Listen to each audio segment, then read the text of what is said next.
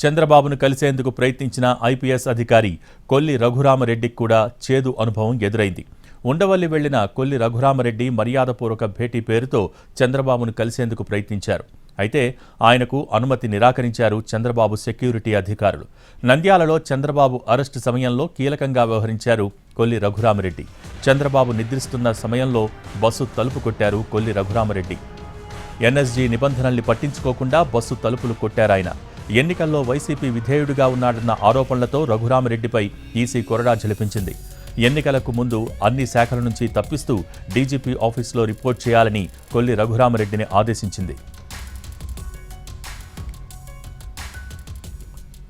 Senior IPS అధికారి PSR ఆంజనేయులకు చేదు అనుభవం ఎదురైంది.